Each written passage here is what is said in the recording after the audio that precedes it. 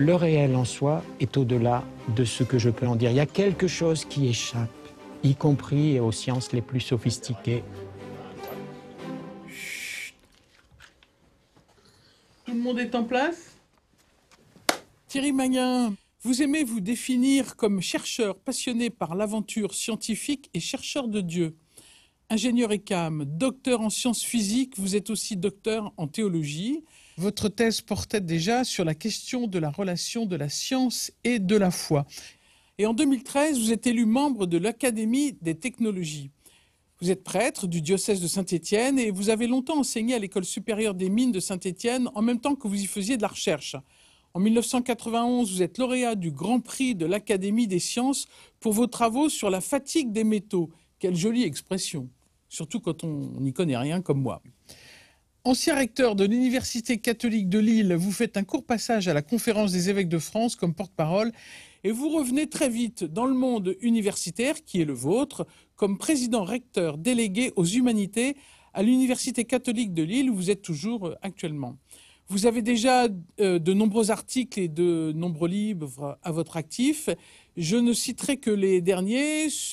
Un livre sur l'expérience de l'incomplétude, là aussi c'est un joli titre. Penser l'humain au temps de l'homme augmenté, paru chez Albin Michel, pour lequel vous avez d'ailleurs reçu le prix Humanisme chrétien en 2018. Et puis le tout dernier, qui vient juste de paraître, Foi et neurosciences, chez Salvatore. Alors, en ayant lu vos livres, me venait cette phrase du psaume « Qu'est-ce que l'homme pour que tu penses à lui? Le fils de l'homme que tu en aies souci. » Est-ce que l'homme, aujourd'hui, est un ennemi pour l'homme? Alors l'homme est une poussière d'étoiles, hein, comme dit Hubert Reeves. Et justement, lorsqu'il est replongé dans cette grande histoire, si l'hypothèse du Big Bang a une quelconque validité, ce qu'on peut toujours mettre en cause, mais qui aujourd'hui en tout cas est notre cadre de pensée, il est le dernier arrivé d'une histoire prodigieuse de 13,8 milliards d'années, et puis une poussière d'étoiles qui a des capacités à la fois formidables et redoutables, en effet, qui peut créer les civilisations, les grandes œuvres d'art, les grandes œuvres scientifiques et technologiques, et puis qui peut être aussi prédateur de sa propre nature et de la nature environnante, les deux en même temps. Donc en effet, une énigme, et en même temps, voilà, une confiance qu'il y a une capacité fantastique de résilience dans l'humanité. Alors, pourquoi vous avez toujours désiré tricoter justement cet aspect science et théologie? C'est une question qui vous a, semble-t-il, toujours travaillé. Quand j'ai commencé mes études supérieures en maths sup, comme on dit, en 1970, ça ne date pas d'aujourd'hui, c'était l'année où est paru le livre si connu de Jacques Monod, Le hasard et la nécessité, qui nous montrait en gros que l'homme était arrivé par hasard dans la grande histoire de l'évolution et qu'il en repartirait de la même manière et que toute cette histoire n'avait pas de sens. Et le jeune chrétien et apprenti scientifique et apprenti chrétien aussi d'ailleurs que j'étais à l'époque, évidemment était particulièrement marqué par ce genre de propositions. Je trouve que sans mélanger les deux démarches qui sont très différentes, qui ont un langage très différent, il ne s'agit pas de faire du concordisme entre science et foi, surtout pas. Mais comment elles peuvent interagir dans le même homme, dans la société, pour le service d'une humanité en croissance et avec chance, risque et difficultés aussi.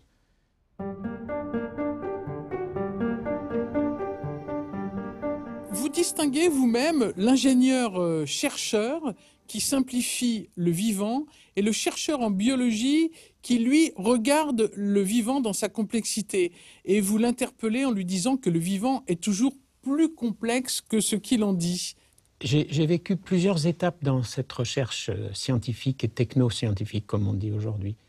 Quand j'étais jeune chercheur dans les années 75, en physique de la matière, il s'agissait de comprendre les phénomènes, les mécanismes, pour essayer de faire, de maîtriser. Lorsque les technosciences sont apparues, par exemple les biotechnologies, les nanotechnologies, les neurotechnologies, elles se focalisent davantage sur les fonctionnalités, par exemple, du vivant. On va refaire un ADN artificiel, on va transformer un morceau de vivant dans sa machinerie vivante, hein. Et là, ces technosciences, il faut faire pour comprendre. Donc on est déjà passé de comprendre pour faire à faire pour comprendre. Et depuis les années 2000, disons, avec l'introduction notamment du numérique à l'intérieur de ces technosciences, c'est plutôt prévoir pour faire sans vraiment tout comprendre. Et ces mentalités-là nous emmènent dans une autre relation au réel, au monde, à la vie, au vivant. Et du coup, ça soulève d'énormes questions qui touchent tout le monde, même si il faut évidemment rentrer dans cette démarche scientifique, qui touche tout être humain, qui touche nos manières de vivre dans notre société et qui touche bien sûr le croyant. Vous avez vous-même travaillé sur la question de l'incomplétude, j'en parlais tout à l'heure, l'incomplétude du chercheur. Alors, c'est à la fois une réalité, mais c'est sans doute aussi une posture. Vous dites que cette incomplétude, elle est le signe de liberté qui conduit à ne pas s'approprier le réel, mais à le recevoir et à l'écouter. C'est fondamental, j'imagine, ça. C'est fondamental. Le réel en soi est inatteignable par les sciences. Et ce n'est pas une question de manque de théorie ou de moyens. C'est parce que le réel qu'on analyse, c'est un réel d'interaction. Le physicien quantique qui veut suivre sa particule élémentaire, il prend par exemple un détecteur et puis il va voir la trace de la particule élémentaire. Il va voir la trace, il ne la voit jamais en tant que telle. Et d'ailleurs, s'il prend un autre instrument, il va la voir sous la forme d'une onde, sous la forme d'un corpuscule, d'une onde. Alors des choses qui paraissent contradictoires. Il n'en voit que la trace. En gros, le physicien, il suit le réel à la trace. Le réel qu'il voit, c'est un réel d'interaction. Il ne peut pas mettre la main sur la particule en elle-même. Il ne peut pas le posséder. Il ne peut pas la posséder. Acceptant de ne pas mettre la main sur le réel de manière définitive, ils font des progrès comme jamais. Et si on n'avait pas eu cette progression-là, on n'aurait pas tout ce qui nous permet aujourd'hui de vivre au niveau électronique, numérique et autres. Il y a une incomplétude de base. Le réel en soi, toujours, est au-delà de ce que je peux en dire. Il y a quelque chose qui échappe, y compris aux sciences les plus sophistiquées, et ce n'est pas qu'une question de temps et de connaissance. Quelque chose échappe et le sujet fait partie de l'objet qu'il analyse. Nous sommes rentrés dans les sciences du complexe. L'homme fait partie de la nature complexe qu'il analyse et du coup, il ne peut pas en avoir le dernier mot puisqu'il en est également une partie. Et ça donne une condition d'incomplétude qui n'est pas sans lien avec celle du théologien dans le mystère de Dieu. Vous parlez justement de cette joyeuse expérience de l'incomplétude. C'est quelque chose qui ouvre un peu à la transcendance, si j'ose dire.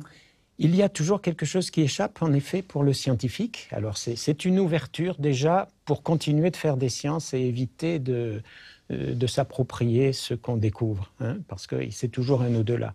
Il me semble que cette posture-là, dans un tout autre domaine qui est la recherche de Dieu, elle est majeure, quoi. On voit bien dans l'histoire, quand l'homme s'est approprié des images de Dieu, c'est devenu des totalitarismes très vite. Et on n'est jamais à l'abri de ça, moi non plus, bien entendu.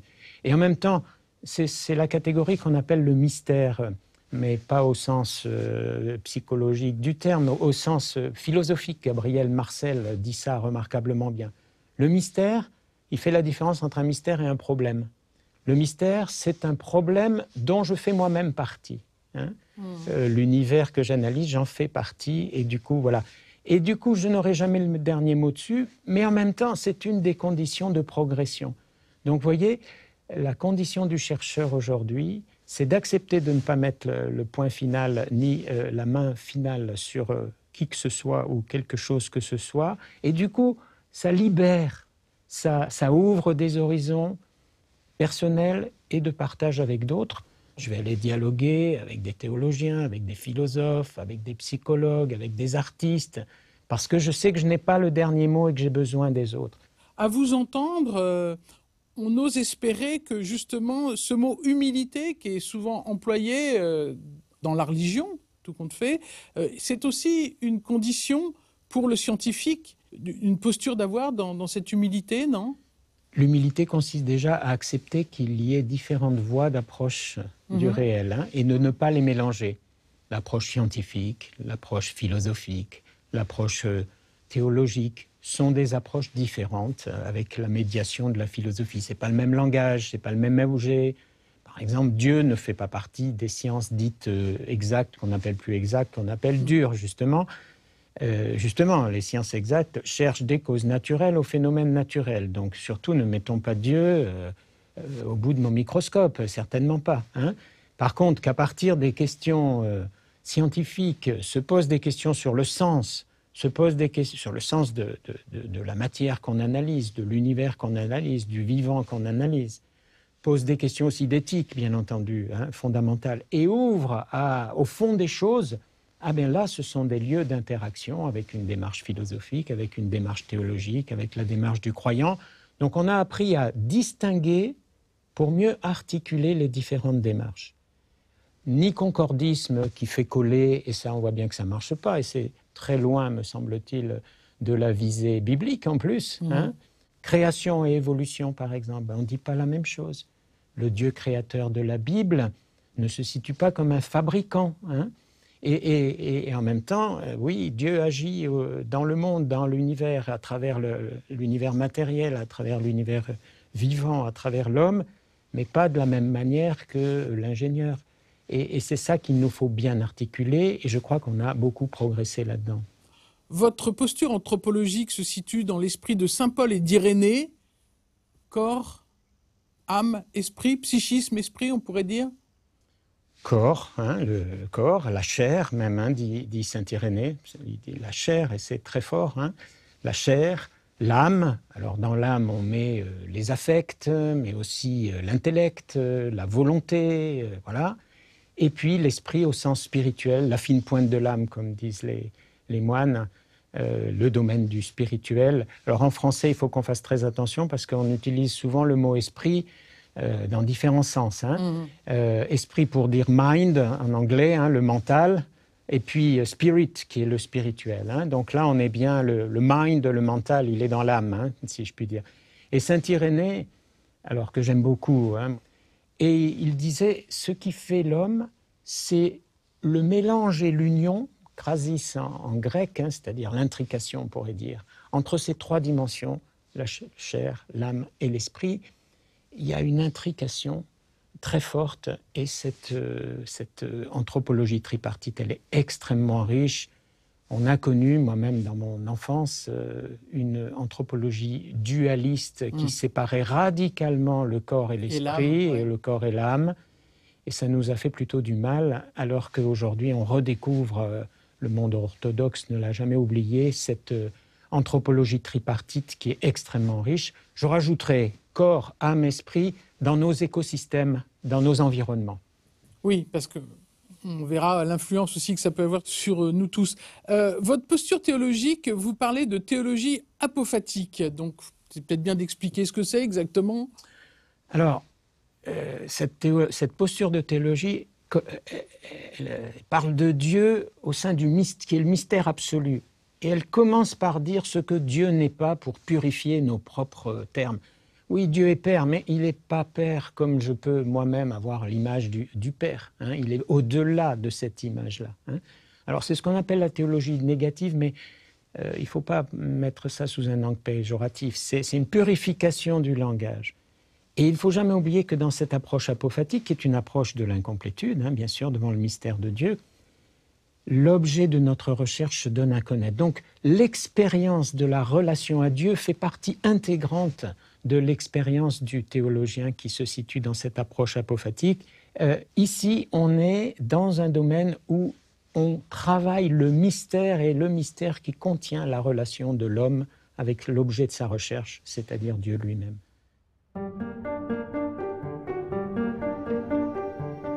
Est-ce qu'on pourrait dire que votre posture scientifique, ce serait la vulnérabilité ?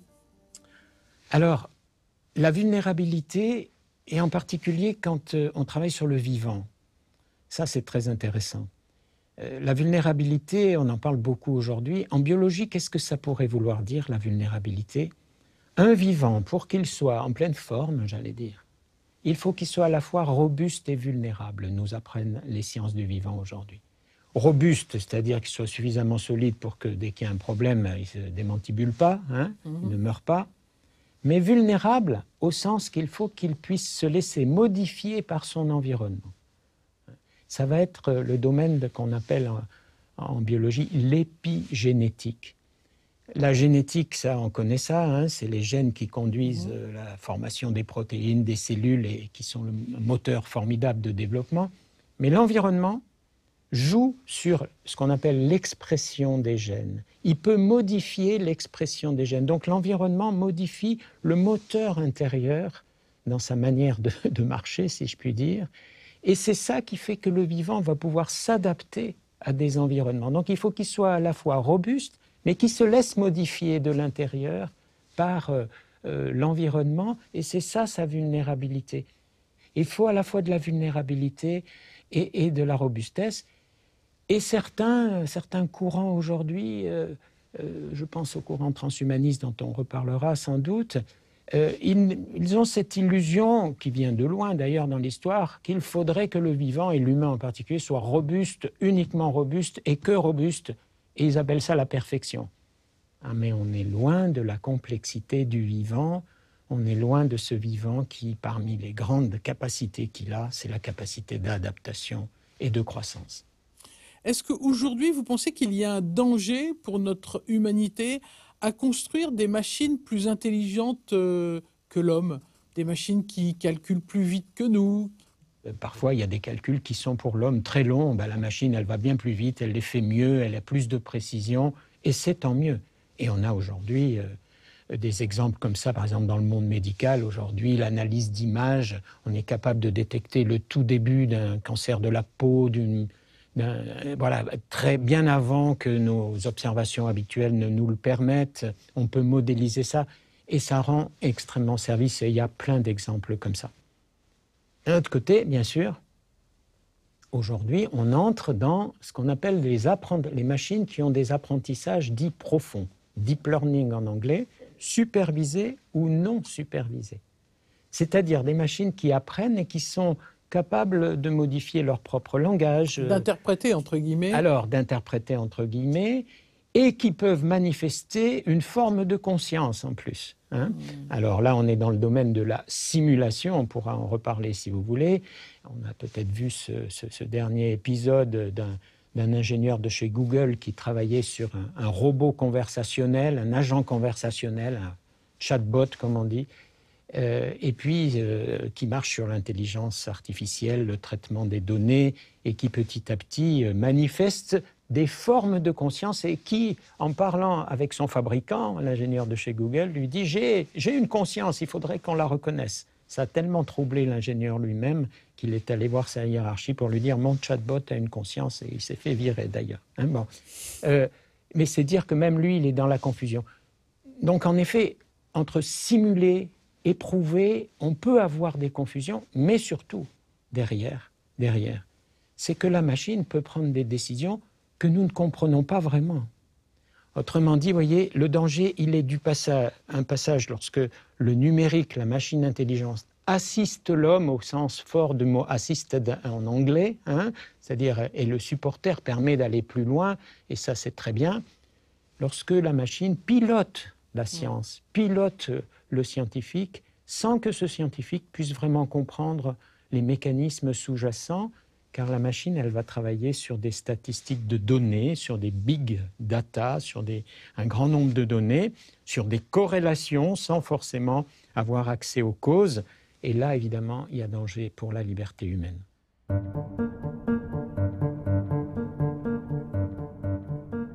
Et le danger aussi, c'est peut-être celui de la fascination. C'est toujours vrai, ça.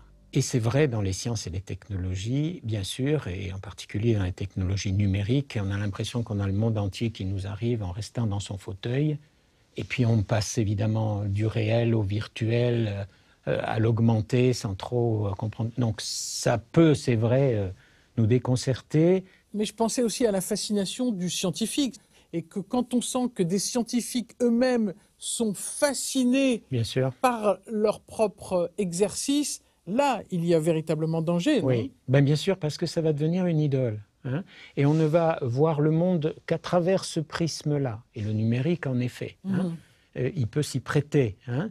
Et d'ailleurs, si vous regardez de près, les robots dits intelligents, ils ont une tête de plus en plus sympathique. On est en train d'humaniser les robots et de machiniser l'homme. Ça, c'est vrai. Hein. Et là, il y a un vrai danger. Hein. Et en même temps, le robot, il simule. Et c'est là que la mise en regard des technosciences numériques et puis des sciences du vivant aujourd'hui est très intéressante, car n'oublions pas, un robot n'a pas de corps. Il peut simuler une conscience, mais il la simule, il ne l'éprouve pas. Hein. Et donc là, il peut y avoir des grandes illusions, des grandes fascinations, en tout cas dans le développement des sciences et technologies d'aujourd'hui. C'est pour ça que l'éthique, au cœur même du développement des sciences et des technologies, des écoles d'ingénieurs, mais aussi ensuite pour les professionnels eux-mêmes, est fondamentale. Pour l'éthique, aussi... je crois que votre définition préférée, c'est celle de Ricoeur. Hein. Oui. Alors, c'est peut-être intéressant que vous nous la donniez. Ah, voilà. L'éthique, c'est pas permis défendu comme ça. Hein. C'est le mouvement même de la liberté qui cherche une vie bonne. Donc c'est un mouvement, ça veut dire que ce n'est pas tout écrit d'avance. C'est celui de la liberté qui cherche une vie bonne. Alors ça, évidemment, on peut en discuter, il peut y avoir beaucoup d'opinions différentes. Avec deux aspects. Dans la sollicitude envers autrui, donc c'est une éthique de la bienveillance, de la sollicitude, et dans un juste usage des institutions sociales, ce qui est souvent pas pris en compte, ça c'est la justice sociale au niveau sociétal. Donc il y a une affaire personnelle et une affaire sociétale. Je trouve que quand on regarde l'éthique du dedans du développement d'une technologie, d'une science ou d'une pratique, alors ça donne un autre aspect que la fascination purement technologique. On se sent quand même dépassé, quoi. Oui, nous sommes dépassés et du coup, ça nous conduit... nous sommes condamnés à travailler ensemble. Et c'est une bonne condamnation aussi, en ce sens-là. Hein. Aujourd'hui, il faut faire de l'interdisciplinaire. Aujourd'hui, nous sommes dans le co-élaboratif, comme on dit, et c'est une pédagogie d'ailleurs d'apprentissage aujourd'hui. La personne, une encyclopédie vivante, ça n'existe plus aujourd'hui, hein, parce que voilà, il y a tellement de...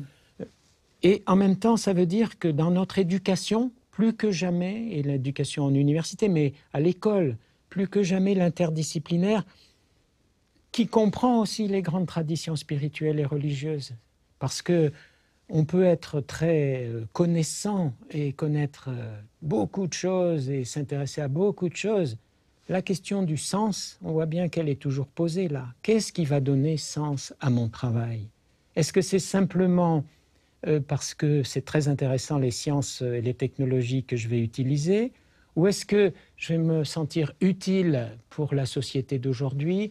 Je vais orienter ces sciences et ces technologies et beaucoup d'autres éléments de la connaissance vers la construction, vers relever le défi, par exemple, de l'urgence écologique aujourd'hui, sans lequel c'est du non-sens. Vous voyez, donc, on voit bien qu'au-delà de toutes ces connaissances, ou à travers toutes ces connaissances, qu'est-ce qui va donner sens à mon métier? Et on voit bien que là, on a besoin de s'ouvrir bien au-delà d'une simple connaissance. Alors, il y a la connaissance de soi, il y a la connaissance du monde, il y a une ouverture au bien commun. C'est là qu'on va retrouver des éléments clés de la pensée sociale chrétienne comme une toile de fond magnifique pour aujourd'hui. Qu'est-ce que ça veut dire construire le bien commun? Qu'est-ce que ça veut dire sauvegarder la maison commune? Qu'est-ce que ça implique comme changement personnel et pas simplement le tout technologique qui pourrait, comme par miracle, résoudre tous les problèmes? Certainement pas. Voilà, ce genre de défi qui peut faire peur, qui peut nous rendre pessimistes parfois tellement on se dit mais où est-ce qu'on va? C'est aussi une occasion de redéployer la connaissance pour un service du bien commun. Et ça, je pense que les éducateurs ont un rôle majeur là-dedans.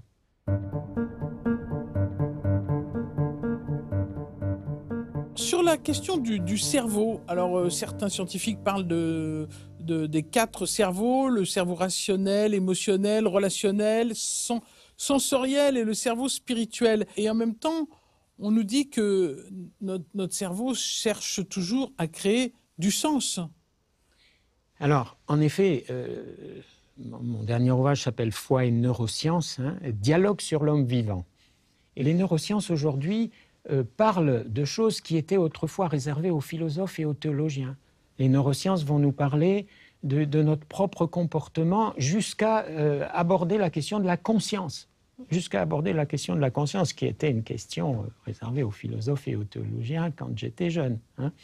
Et aujourd'hui, ils en parlent. Alors, elles en parlent à partir de leur propre angle de vue, et surtout de manière extrêmement intéressante, parce qu'aujourd'hui, les neurosciences font des liens entre les émotions, les sentiments, la fabrication de nos idées, si je puis dire, et l'émergence d'une conscience à l'intérieur de ce que le cerveau dans le corps humain peut expérimenter.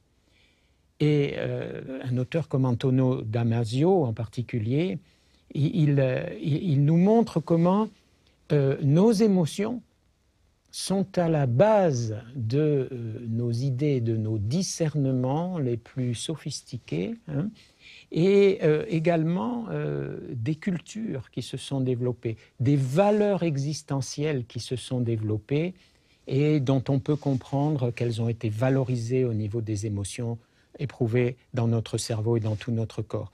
Autrement dit, aujourd'hui, on voit une étude du cerveau qui est le cerveau humain est l'objet le plus complexe qu'on puisse se faire, un beau produit de l'évolution avec 85 milliards de neurones et puis des milliers d'interconnexions pour chaque neurone, donc formidable.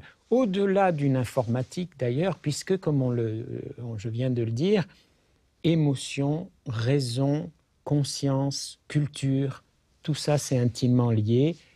Oui, ça nous montre que l'homme, il est vraiment une interface entre plusieurs dimensions, une intrication de plusieurs dimensions dans ces environnements dans lesquels il apprend. Les neuroscientifiques disaient, nous sommes peut-être programmés, cérébralement parlant, nous sommes programmés pour apprendre. C'est très fort ça. Et nous avons une capacité, les humains, beaucoup plus forte d'ailleurs que la plupart des autres êtres vivants, à apprendre. À apprendre et à trouver du sens. Et à trouver du sens avec un cerveau qui finit par... qui se remodèle tout au long de la vie, évidemment, beaucoup pendant la prime enfance et jusqu'à 20 ans, mais aussi après, et qui apprend de l'extérieur, et notamment relationnellement. Les relations modifient notre configuration neuronale. Notre vécu modifie notre considération, nos circuits neuronaux.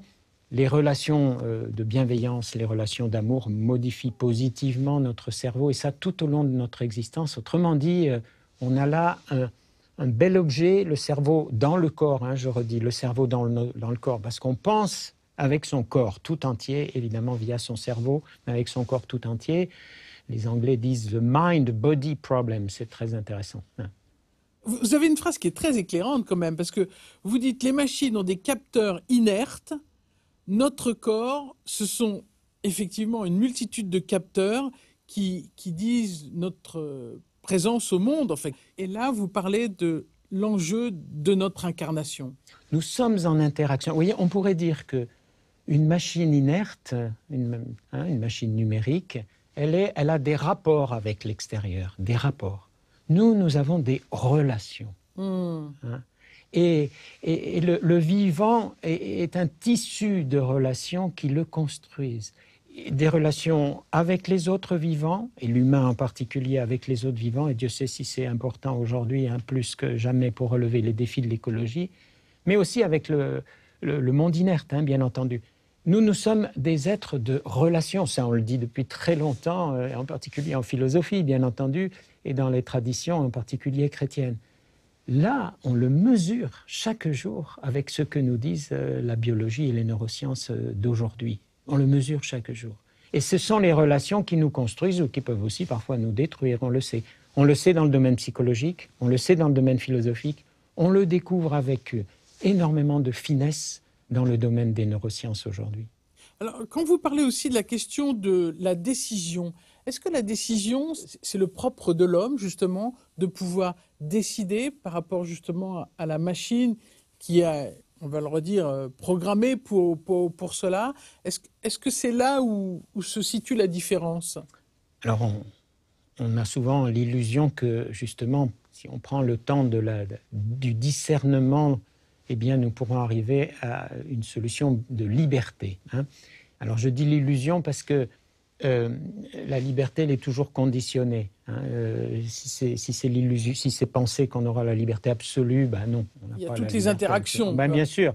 Et en plus, les neuroscientifiques d'aujourd'hui nous parlent de l'inconscient cognitif, qui est un peu différent de celui de Freud. Hein. Mais voilà, nous disent qu'en nous, il y a des tas de choses qui nous échappent et qui conditionnent beaucoup de nos réactions et de nos actions. Bon. Et en même temps, justement, c'est très intéressant de voir comment on peut petit à petit déjouer un certain nombre de nos biais, quand on parle des biais cognitifs hein, aujourd'hui. Nos stéréotypes, nos préjugés, des biais qui sont connus depuis très longtemps, mais dont les neuroscientifiques nous disent que ça s'inscrit dans notre cerveau, justement. Hein, c'est incarné, comme on le disait tout à l'heure. Hein. Eh bien, aujourd'hui, qu'est-ce qui va nous aider à aller au-delà de nos biais, de nos façons de voir qui sont souvent étroites, ou de nos peurs, ou de nos stéréotypes. Bon.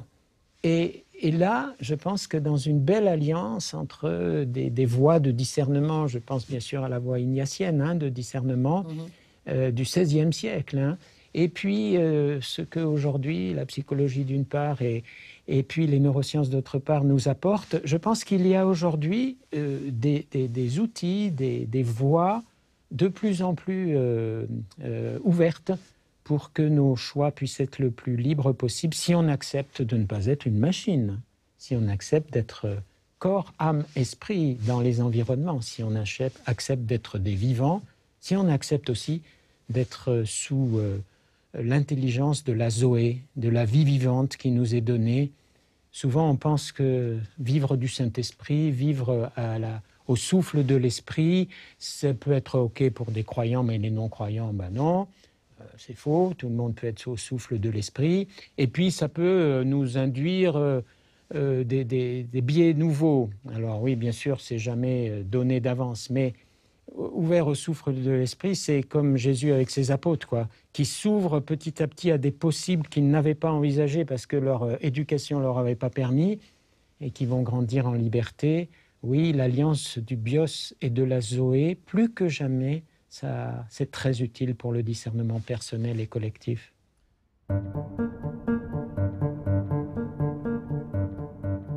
On parle d'un Dieu créateur et qu'on voit tout ce que l'homme aujourd'hui est capable d'inventer, de créer. Est-ce que vous le dites co-créateur ou bien vous le dites capable de créer de la création ? Dans mes ouvrages, je me réfère souvent, dans ce cadre de la théologie de l'homme co-créateur, hein, à Basile de Césarée. Basile de Césarée, père de l'Église hein, au IVe siècle, qui disait « Dieu a donné accès à l'homme à l'atelier de la création divine. » Dieu a donné accès à l'homme à l'atelier de la création divine. Il lui a même donné accès à son logos enteknos, on pourrait traduire en français, c'est pas bien joli, mais à sa raison industrieuse. Alors évidemment, l'homme ne va pas créer comme Dieu. Dieu, il crée à partir de rien. Hein.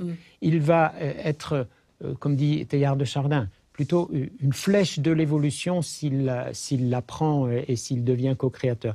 Mais en effet, il peut être co-créateur au souffle de l'Esprit de Dieu, avec l'alliance biblique en particulier, et non pas pour son propre compte uniquement, bien entendu, au service du bien commun, on pourrait dire, dans le respect profond du vivant et dans le respect profond de l'univers, ce que, évidemment, l'homme n'a pas toujours fait et ne fait pas toujours encore aujourd'hui. Donc oui, c'est une confiance extraordinaire que Dieu met en l'homme co-créateur, en effet, participant, on peut dire, en tout cas, à sa création, dans un monde qui lui est confié et qui est inachevé. Et là, il y a quelque chose d'extraordinaire dans la vision chrétienne que Teilhard de Chardin a si bien su reprendre, dans une vision qui est cosmique aussi. Hein. Ce monde est inachevé, et c'est toute la différence entre aller vers l'accomplissement de ce monde, aller vers l'accomplissement de la personne humaine, mais l'accomplissement de ce monde tout entier, et aller vers la perfection. L'accomplissement, ce n'est pas la perfection technologique. Hein. C'est la première place à l'amour, nous dit. Et la première place à l'amour, c'est possible, et nous sommes d'ailleurs câblés cérébralement pour avoir de l'empathie et pour éventuellement rentrer en communion, on l'espère. Hein. Mais on voit bien que là, dans cet accomplissement, eh bien, ça veut dire que l'homme va être co-créateur pas n'importe comment, pas selon sa simple volonté et pas en étant auto-centré sur lui, justement, c'est ça la grande affaire, mais en essayant de se mettre au service du bien commun et en particulier au service des plus démunis. Et c'est là qu'on retrouve quelque chose d'essentiel, y compris pour le techno-scientifique aujourd'hui. Est-ce que les développements que nous faisons vont permettre d'apporter plus d'humanité aux personnes qui sont les plus démunies dans les domaines en question? Ça, c'est un critère éthique qui devient de plus en plus essentiel. Et lorsque les sciences et les technologies sont à ce service-là, non pas au service de leur propre performance, mais au service contraire de plus d'humanisation, alors peut-être qu'on va retrouver le sens du progrès, comme dit le pape François dans Laudato Si. Le progrès est à reconsidérer aujourd'hui, pas simplement l'innovation technologique, mais un progrès qui laisse une qualité de vie supérieure pour le plus grand nombre et en particulier pour le plus démuni. Ça, c'est une nouvelle manière de percevoir l'homme co-créateur. Thierry Magnin, merci d'avoir remis l'homme au cœur de nos réalités, qu'elles soient scientifiques ou théologiques. Merci. Merci à vous.